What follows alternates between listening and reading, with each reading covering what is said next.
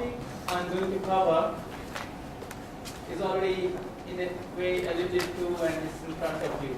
Agriculture without GM crops and agrochemicals. And I'm indicating that yes, it can address the food and nutritional security of India. And what I'm going to justify this statement through a 10-year study at ICRISAT near Patancheru, Hyderabad. And in that 10-year field study, I was linked to that one for 8 of the 10 years. So I'm going to share that 8-year data to you. And I'm myself a mainstream agriculture scientist like many in this country. And I strongly believe that green revolution technology no doubt helped India to come out of that begging bowl situation. But after about 30 years, we have started noting the signs of certain difficulties. And these are all published and accepted that the factor productivity, for example, in Indonesia claim has gone down. And but we need policies for reshaping our agriculture so that we move forward and take stock of those things. Where are the difficulties and how and where can we correct it? And that relook I've shared with you with 4 bullet points. Something if we are thinking and claiming that we are food secure, if in the 1960s, 70s, if we were importing food grains, today we are importing the raw material being used for that, producing that food grain. For example, 60% nitrogen fertilizer, 80% phosphatic, and about all of the potassic fertilizers is being imported.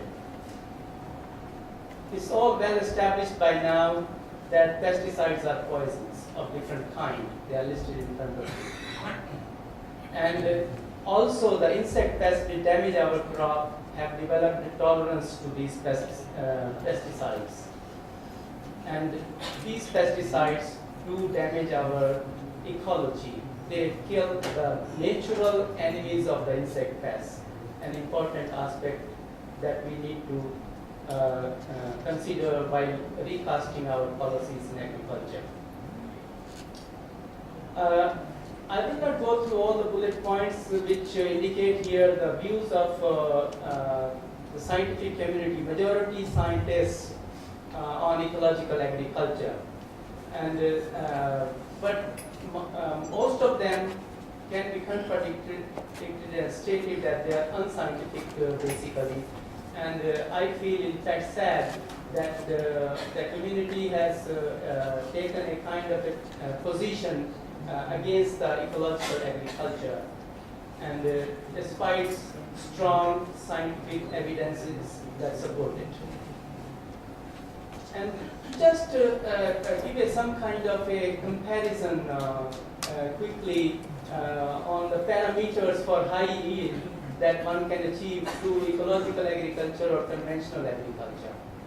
The parameters written on the left side column, and if they are written in the ecological agriculture plus, means they are kind of essential for that kind of agriculture, and minus is not acceptable for that kind of agriculture. Plus minus is recommended, but people hardly kind of push it through policies. They do not.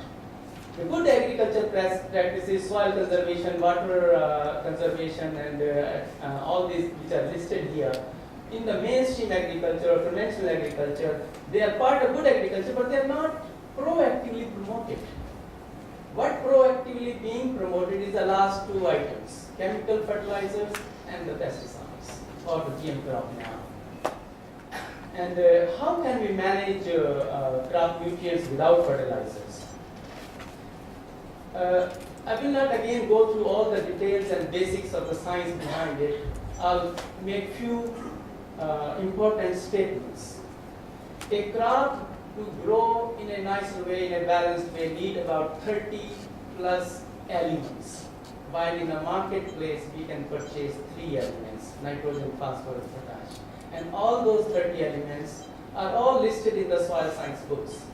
We have 3 major elements NPK, we have 18 essential elements, and we have 12 trace elements we call it.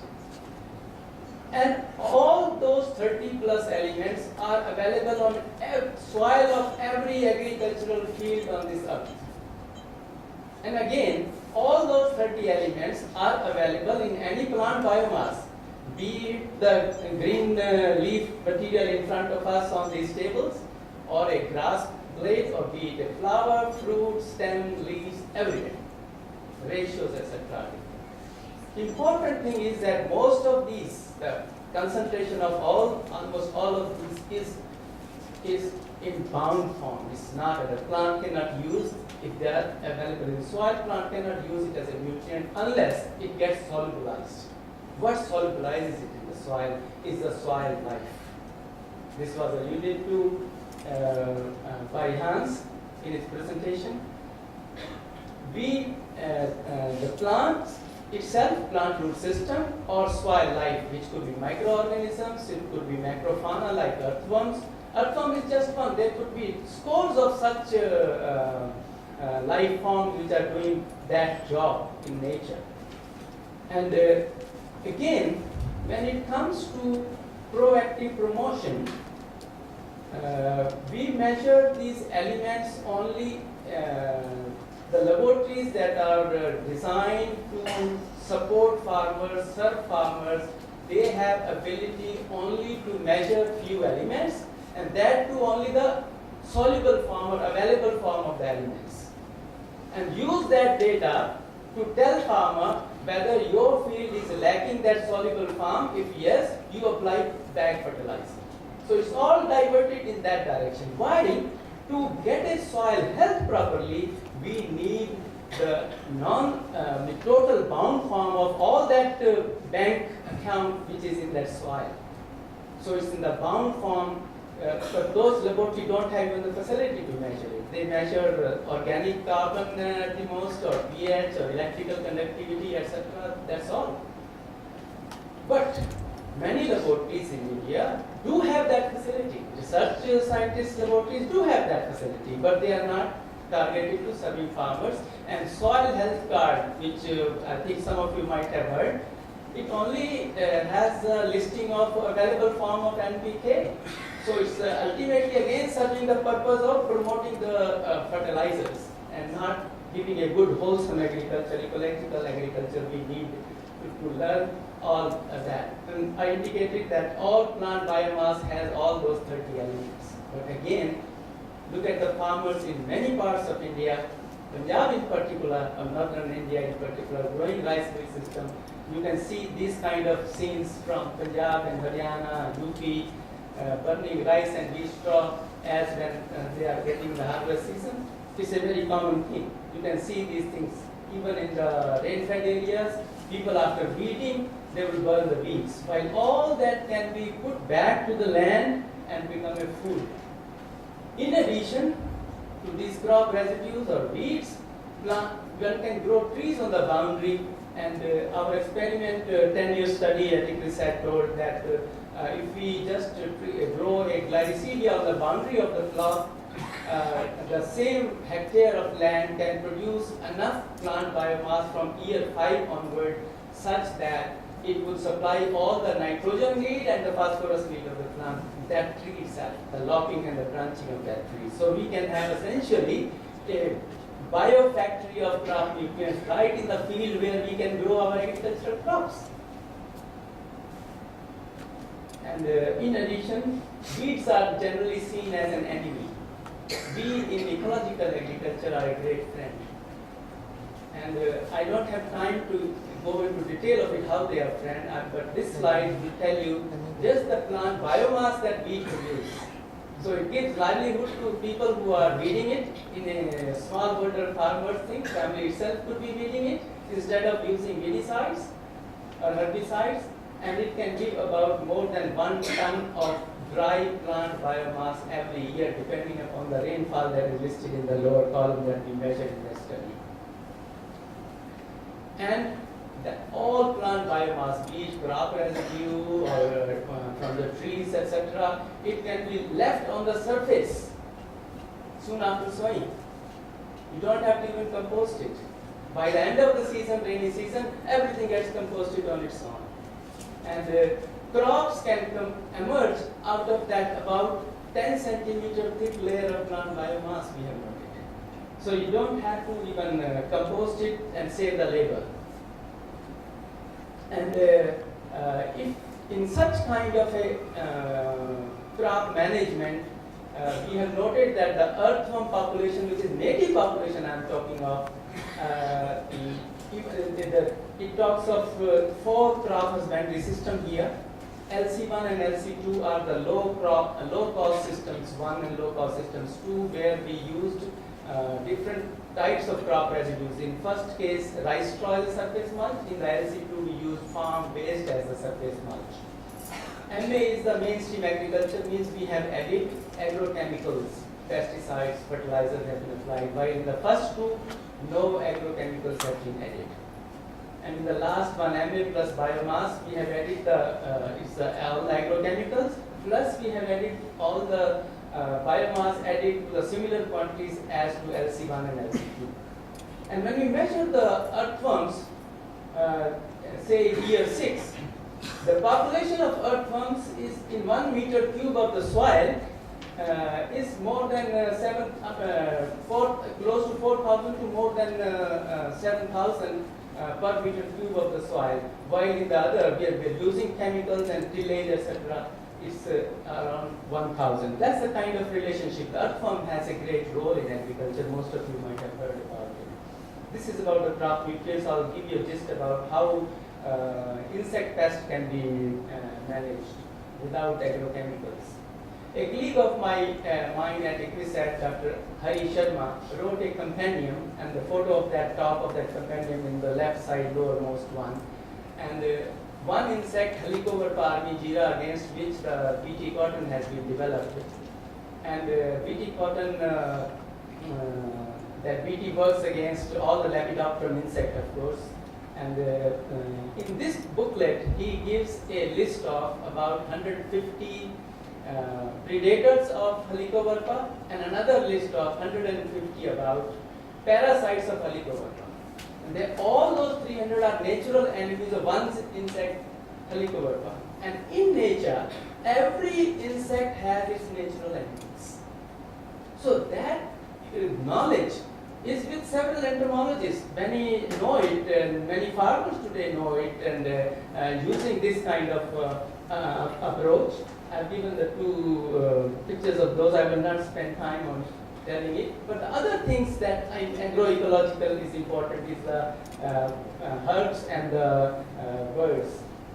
And I will quickly go to the yield thing and close my presentation. In 8 years data that I have access to, 6 out of 8 years, the yield without agrochemicals was either at par or superior to with chemicals. You look at the third column in each set of the year. The third column is the MA, mainstream agriculture with chemical yield. First 2 are with chemical. So this is when crops are different every year. I have not given names, and if there are questions, I will address those. And wherever the things are dipped to lower bar sizes, that's a cotton. So the cotton is year 3, year 5 is cotton. And here is the cotton yield again brought out because of the interest we are talking about BT cotton, etc. So note here that the third column again, yield generally with chemical is more fluctuating, say for example close to 0.4 tons in year 3 to about 1.4 tons in year 5, while with the first 2 columns you will notice that it is generally around 0.9 tons and above, and it is more stable. Soil health parameters measured in all these things, we have indicated it improves greatly, and look at it in all these parameters with mainstream agriculture the values are lower. And the important thing at the end, last column, you say sustainability index, where we prepared an index using agreed procedures where we measure the soil chemistry, soil biology, soil microbiology, yield and economics, and developed it. Look at that, the mainstream agriculture thing is US unsustainable versus the other things. And we use these kind of protocols of crop protection in farmers' field to test the replicability, and we found that in the bio options we could protect cotton, and in this case farmer paid money in advance to get their crop protected. We took a kind of an undertaking and deposit this money in our research bank account to bring in authenticity to the studies. And in all the years, and in 4 years we did it, there was an improved yield in bio options compared to the chemical options. So the take-home message I wish to share is that there are grave health and environmental risks associated with use of agrochemicals and GM pesticidal plants. And the agriculture without agrochemicals, based on agroecological principles, is scientifically sound and results in reducing cost of production, and there is a substantially enhanced soil health. And yield without agrochemicals are either similar or at par. Thank you very much for your kind attention. Thank you. We have a couple of questions.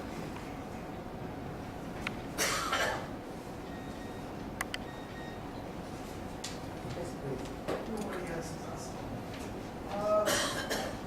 What is the difficulty that you are facing in the field? For example, in Punjab and other parts of Haryana, farmers have adopted this no-till or no-till cultivation of wheat after rice, which is adding a little bit to the organic garden. Of course, we have a terrible problem here because we are not practicing any crop rotation in these technologies. But what I want to ask from you is, with all your experience, why we are not able to get this message across to the farming community? Is it poor extension? We have open KVKs. We have a whole, and we have non-government organizations. Why good people are not ready or able to take up this? Where is the problem? I think the answers are quite sensitive, and I will indicate I'll try to indicate in a softer way. If as a scientist we saw this is in a 10-year study, and if we are looking for funds to take it out of the fences of our institute, when we write up proposals, etc., there's hardly any funders around. That's the difficulty at least I faced initially. And at times, institutions itself, I have noted that I'm indeed grateful that my institute allowed me, but I have noted that many of my other colleagues who had similar work elsewhere had difficulty even get an internal approval to seek funds for spreading. So this was the kind of, I think, some of the reasons. I know the reasons are many others also.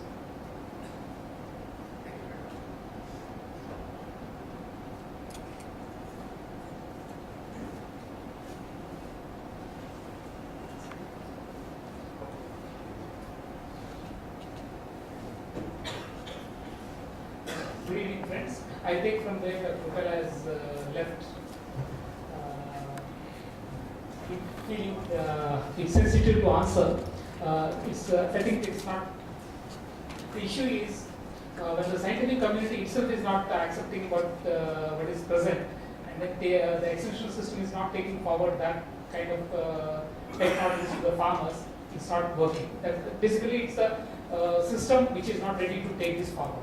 So I shared an experience where if it can be taken, what could happen, and then there's a large experience in Andhra Pradesh where I can share about this one. Coming back to agriculture, whenever we discuss about agriculture, largely we discuss about technology, discuss about agriculture, we never discuss about farmers actually. What is happening to farmers? I think that's the farmer-centric agriculture is something which is important.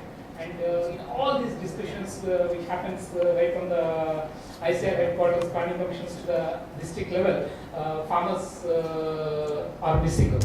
If you look at in India, what is happening is the farmer suicide. I think it's the most important issue which the last 17 years, more than 2.7 lakh farmers were committed suicide.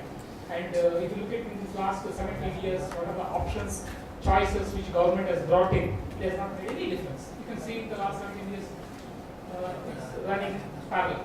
There's no difference at all in between whatever has been brought in. BT cotton. Because in the farmer suicides, if you look at, large number of farmers are the cotton farmers. If you actually look at post BT, before BT cotton came in and then after the BT cotton came in, whether there's any difference in the number of farmer suicides happening in those states, you can see Andhra Pradesh, Madhya Pradesh, Chhattisgarh, Maharashtra, there's no difference. In fact, they have increased. They increased. So essentially, technology itself is not a solution. There are many more reasons actually. So, like there are many more reasons contributing to the suicides. Similarly, there are many more solutions to the problem. It's not just the technology. This is based on the NSS report. If you look at the costs of production, largely the cost of the share of costs, if you look at it, is the seeds, pesticides, fertilizers, and then that's increasing at a rapid pace. The increasing cost of cultivation is one of the major reasons for the crisis which we are seeing. Coming back to the BT cotton, just to share with you, from 2007 to 2010, this is based on the data put forth by Dr. Kranti, who heads the CACR. The yields are hovering around 500 quintals per hectare. 500 quintals per hectare. 500 kgs per hectare, which is about say 1.5 to 1.8 quintals per acre. That's the kind of yields which we have. So all that increase in the area of BT cotton also has not contributed for any yield increase. And if you look at actually whether there is any reduction in the pesticide use, in most of those states where the BT cotton area has increased, take Maharashtra, take Gujarat, take Punjab, take Karnataka, pesticide usage has not come down. Pesticide usage has not come down because one, some of the pests have developed resistance. Pink bollworm classical case, the company itself has admitted saying it has developed resistance in Gujarat, and sucking pests has increased drastically. And if you see in these numbers, one interesting figure is from Andhra Pradesh, which has shown decline compared to the 2005-6 to 2009-10. So let's look at what has happened on that front. And when we are talking about ecological farming, it's not just about the seed or one technology, but about the fertilizers as well. That Rupela was talking about, we can move away with fertilizers. This is a photograph taken in 2008, the farmer standing in queue for chemical fertilizers in Anantapur district. That's in Anantapur district. And this is not one-time FI, this is in 2011. For fertilizers, seeds, fertilizers and seeds, farmers standing in the topmost queue where you can see the serpentine queue, that's for the BT cotton seeds. For the BT cotton seeds. And this is 2012, this year. So the whole, what we are talking about as self-sufficiency, this is not the self-sufficiency we have achieved. Whose self-sufficiency? This is the data from a study done by CREDA on the BT cotton and what we call as the non-pesticidal management, growing crop without using pesticides. So we had a collaborative study with CREDA, and the data shows that yields can be managed more or less same by the pesticide usage can be reduced. So Center for Sustainable Agriculture along with various organizations was working on this non-pesticidal management. Like Rupela has said, we had a collaboration with ICRIS as well. So various experiences across this across the state and country were brought together, and then we collaborated with the Rural Development Department in Andhra Pradesh. The secretary of the department is sitting right here, Vijay Kumar. He was working in Andhra Pradesh at that time. We started with about 225 acres, and today it has spread to about 35 lakh acres. 35 lakh acres is more than 13% of Andhra Pradesh cultivated area. And this growth is about, if you actually look at it, it's about 14,000% compared to the first year, the last year. And this is just to, as a symbolically to put before you, 2004 Down to Earth, which is one of the most popular environmental magazine in the country, it carried an article, it's a cover story, which says Andhra Pradesh, a suicidal state. Large number of farmer suicides were there, and in fact government changed because of that. in 2004. 2006, the same magazine followed up the same story and said out of track, farmers out of track, both pesticide trap and the debt trap, based on the stories from the villages that the program was going on. And in 2009, January 1st, the cover story says, good news, farming is profitable. In fact, they carried a story of various people from various villages where they could come back to the village to do the farming. What they did actually. So if you look at what they did, it's simple, organizing people into groups and then teaching them about ecological farming practices, and then government supporting the whole exercise. So it's a local resource-based agriculture, organized groups, and government putting support in the form of extension system. These are the three things which government has done. And if you look at the cotton yields in this itself, yields were managed, costs of cultivations have come down, the net incomes have increased. Basically, the focus was on increasing the net incomes. And this is not just about cotton. If you look at across the crops, the similar kind of results were seen. And lakhs of farmers data is now available online, which people can see. And the growth, as I was saying, the number of farmers in the program and the total acreage which is covered has increased. And today, the similar experiences are taken on to a larger scale by the Rural Development Department at the national level. This is called as the Mahila Krishi Sashактikaran Pariyojana. It's a new program which has been launched. But still the big question remains, after reaching out to 13% of the cultivated area also, Department of Agriculture or the agriculture universities or the Indian Council of Agricultural Research is not ready to look into the whole thing. It could be a true technology, it could be based on the farmer's knowledge, but why can't we look into this, improvise them to take it forward? And the investments, if you look from the investments point of view, per acre it came to something like about 178 rupees. The whole initially it costed about 1,000 rupees kind of thing, but by the time it reached about 2 lakh acres, it came down to about 178 rupees per acre. It's all community managed extension system, and the best part was farmers, resource persons were also used to take the message forward.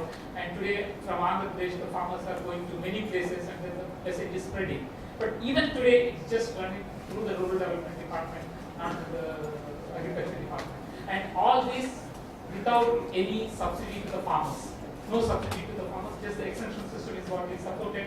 And if you look at the conventional agriculture, look at the seeds, look at the fertilizers, look at any other technology in the conventional agriculture, how much is supported. So if we can make a shift in the subsidy systems, if we can make it shift in the kind of extension support which can be provided to the farmers, and if we can make a shift and make more investments in research on these kind of technologies, I think India's food security is possible. Otherwise, it ends on the roads which we have seen. Thank you.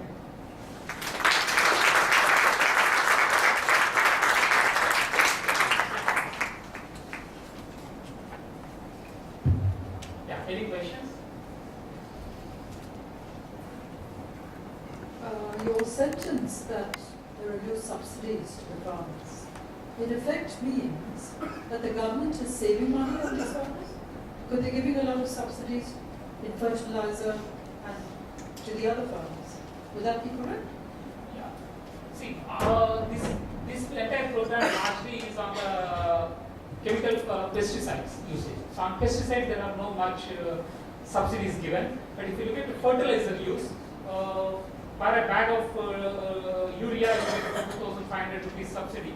And for a bag of DAP, you get something like DAP, you get about 2,500 rupees. For a bag of urea, you get about 1,500 rupees. And in this, about 50% of the people have reduced the fertilizer use by more than 50%. None of them get even a single paisa. So you couldn't tell the agriculture department in Andhra Pradesh that you're saving money, and why don't you give that saved money to the organic or the non-pesticide? Well, the choices are not there with the Department of Agriculture. I think it's national level decisions that need to be made. Okay, thank you very much. Now, I'd like to turn the floor over to Walter.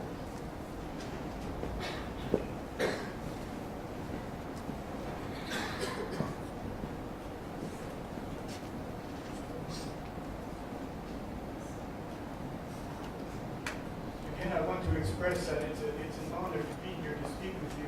I'm very interested in the developments that are going on in India. And I'd like to speak about a holistic approach to the problem, because you see here we're sitting here, and to a certain extent what we're doing is we're responding to the agenda of a certain company. And is this the way that we should be going on into the future? What do we really need in order to bring things forward? I think that's the question. The consequences of the GM path, I witness them every day all around me in the Midwest. I live in just north of Chicago. Are greater and greater consolidation of resources and power for a few seed companies. Higher seed prices, the price of maize, for example, is practically doubled for farmers. Greater risk for farmers in terms of if such as this year when we had a very strong drought, you lose more money if you're purchasing more expensive inputs. Less choice in varieties available to farmers. There's been a decline in both, for farmers, both the types of maize that is available to them, as well as the type of soybeans, a number of different varieties, and whether or not they can get a hold of good quality non-GM crops. Not so easy. Substantial increases in yield have not happened, as was referred to by Doug. Weed and insect resistance are issues. I can also say that without many of these factors, the farmers are still growing the GM crops. As has been pointed out, there's still most of the cropping with corn and soybeans is still GM. Farmers, though, are concerned. They are getting disenchanted. And there's quite a number of them that are particularly concerned about the health of their animals, because some of them have found that it doesn't work for them, that there are problems with feeding GM maize and soybeans to their animals. There's meetings of farmers, people going around with photographs of the intestines of their pigs, and really concerned about the health of their animals because they're seeing some very negative effects. And they believe that affects their profitability and their success, whether they can continue to raise animals. So these sorts of concerns are out there. It's very difficult to actually get scientific data on this big experiment which we're doing. Some of us feel like we're guinea pigs in it. It's very difficult to do research on it, in part because the companies control the accessibility and use of their products. So, for example, if I purchase a bag of seed from Monsanto, the bag says on it that when I open the bag, there's only certain uses that I can make of that seed. So actually doing research, as Doug has pointed out, doing research on GM versus non-GM is very difficult, very complex, and the researcher is constantly concerned that they may be taken to court. Another issue that has come up and has been very, very difficult has been not so much with corn, but with soybeans, because the farmers are used to saving their own seed. And when you have a situation where the seed is owned by a company, and the farmer is essentially renting the seed from the company or leasing it, and the farmer wants to save their own seed, well, the company needs to protect their patent. And in our case, in the United States, that's led to one certain company having a detective service policing the farms. And in order to enforce their patent, they have to do this. And it's led to actually farmers, some farmers betraying other farmers, and very much suspicion in the countryside. It's had unfortunate consequences. I'm just telling you these things so that you know you're not surprised if you start working with a self-pollinated crop that's GM and owned by an outside agent, that there may be unexpected and difficult consequences. The fragile health of crops is something that I, as a breeder, have concern with. How does Roundup kill plants? Well, it ties up, it chelates very valuable nutrients in the soil, the so-called trace elements, manganese, zinc, and all these elements that the plant doesn't need so much of, but it needs enough. And in particular, when it ties up manganese, the plant becomes very susceptible to disease. Now, it's very difficult as we're going on this huge landscape level experiment that we're doing really to know what's going on, but the fact of the matter is that we seem to be having some more problems. So this year, we have a different problem that we didn't have last year. The last 4 years, we've had massive problems with fungal disease in our crops. It's really difficult to know whether this is GM's fault or not GM's fault. I don't know. Certainly there's laboratory work that shows that there is a relationship between manganese and susceptibility to disease and Roundup. This year we have anthracnose. Just before I came here, I was in Iowa. The farmers were racing out with their combines to combine this corn before it fell over. I don't know if you can see that so well, but the corn is falling over. It's dying prematurely. And there was big, almost smoke clouds coming out of their combines of spores of this fungus. The farmers were getting sick. They were having to clean their combines every day in order to avoid the problem. Well, last year it was Goss's wilt. A disease that had never really been a problem. It became epidemic in the upper Midwest. The year before that, everybody was spraying fungicide on the corn in order to avoid 2 other diseases. And the year before that, there was a big problem with fungal disease in the grain. So every year it seems to be another type of fungal assault. Now, some of us who are breeders and have a network of breeders who are looking at breeding corn for organic or for farmers that are low chemical, and our corn isn't having these same problems to the same degrees. They look healthier, they look green. Our corn now, when I was looking at our corn, it looked green. It wasn't dying prematurely. And we're asking ourselves, what's going on here?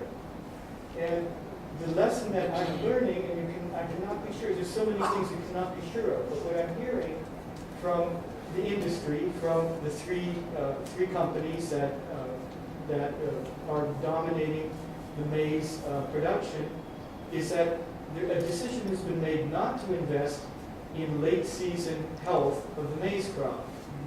And why? Because all of these 3 companies sell fungicides.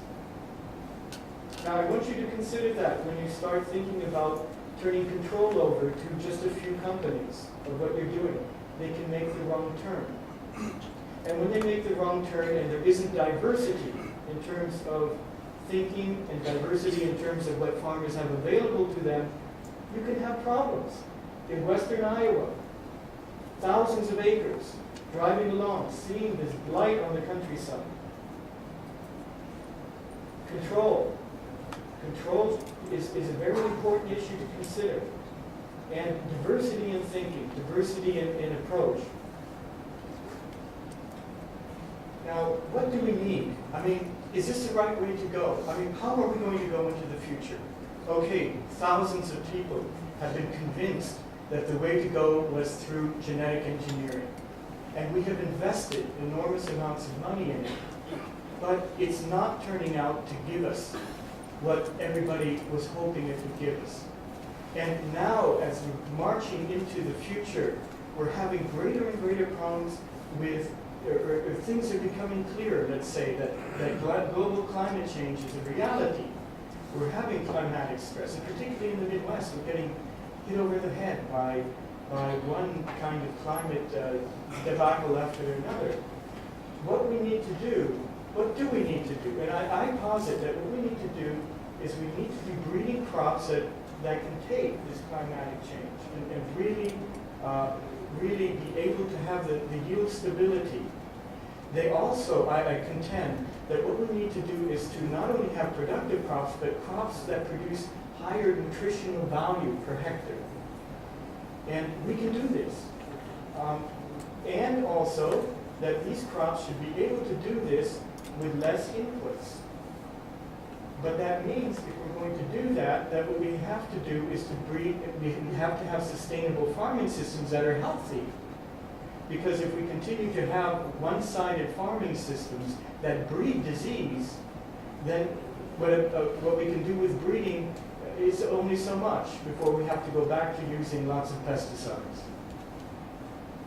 Now, for maize in the U.S., let's just look at the situation. I'm not saying maize is a crop that you all should be adopting at all. I think you have wonderful crops here in India, and actually efforts should be made with all those crops to develop the full potential of those crops. But let's take maize as kind of an example.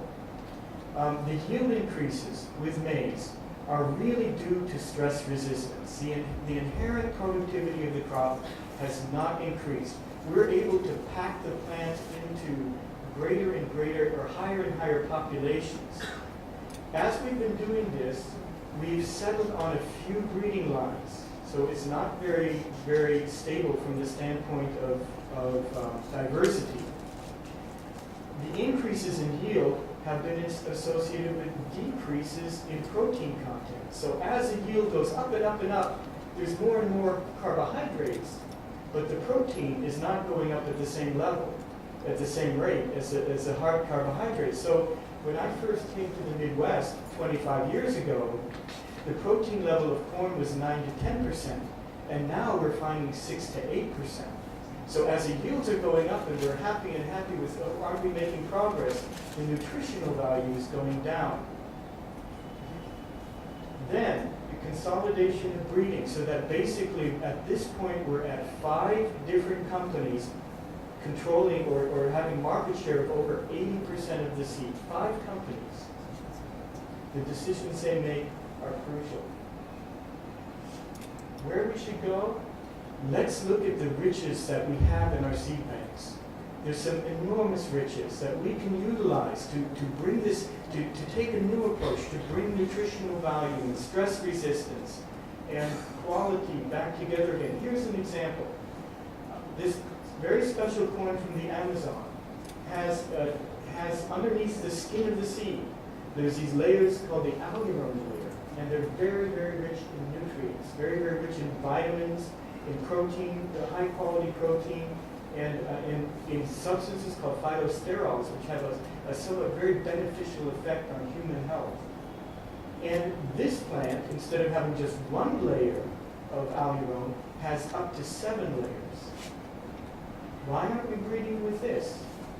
Why can't we get that benefit into the human diet? So, as an example of a project that's trying to raise the inherent value of the crop, our team project is actually breeding high nutritional value corn for organic farmers. It includes these partners, 4 different universities, 2 NGOs, and the United States Department of Agriculture. Here's a land race of corn that several of us have been using in our breeding programs. Look at the color. That corn is filled with carotenoids. These are the substances provitamin A. Provitamin A is absolutely necessary for eye health.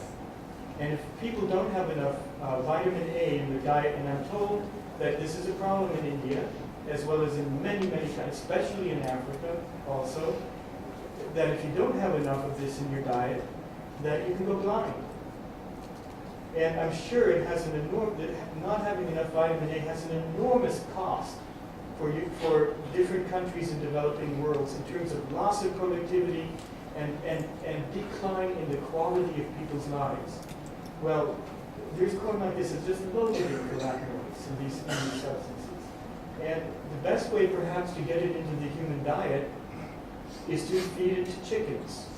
Because the chicken's concentrated in the yolk, and it's far more available to the human through the egg than it is by eating it directly. The cholesterol in the egg allows the carotenoids to be absorbed into the human bloodstream and to make it into the eye and the other tissues where it's very important. It's just not just important for that, but also for other health functions. Here you can see, so we've been breeding at the Mondawmin Institute, we've been breeding this corn for high carotenoid contents, and we feed it to chickens, and look at the eggs. Now, having eggs like this on my table, we've become total snobs, my wife and I, about eggs. And we go around and we look at other people's eggs and haha, but they can almost achieve it if they have the chickens on pasture, because when the chickens eat a lot of green, they will produce orange eggs too, but we even get it beyond that with this kind of corn. And this, I think, would have a tremendous help for people. But also, we've been breeding this corn for very high nutritional protein quality, because when you eat protein, you can eat protein that's very healthy for you, or helps your body in terms of building new tissues, and protein that you just excrete and break down. And if you have what's called essential amino acids, enough of the essential amino acids in the protein, then it's very valuable. So we've been raising the quality of the protein, particularly of methionine and lysine. And this helps the chicken, it helps the human being, it raises a whole level of protein utilization. So in other words, what I'm saying is that we can now take another turn in the way that we go into the future by combining high nutritional value in our crops so that we're harvesting more, not just of substance, but of quality that will make a difference for human health. Do I have another minute or two? Am I out? Thank you very much.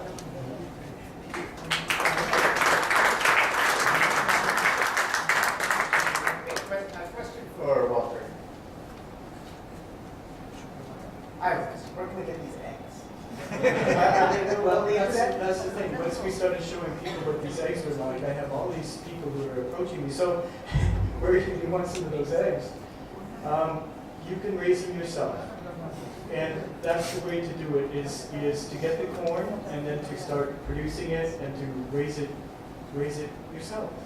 Now, the really orange ones. Are these chickens no corn and corn? Or No, those chickens are those are getting normal corn and soybeans, and those are getting our corn with other. This was just at our farm, and we had a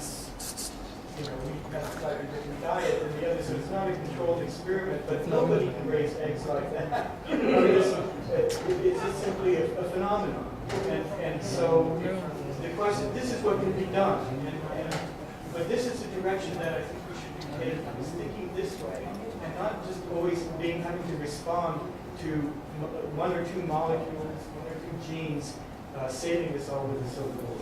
And a quick serious question. What's the explanation for the decrease in protein levels in the Western corn? The explanation for the decrease in protein levels in Midwestern corn has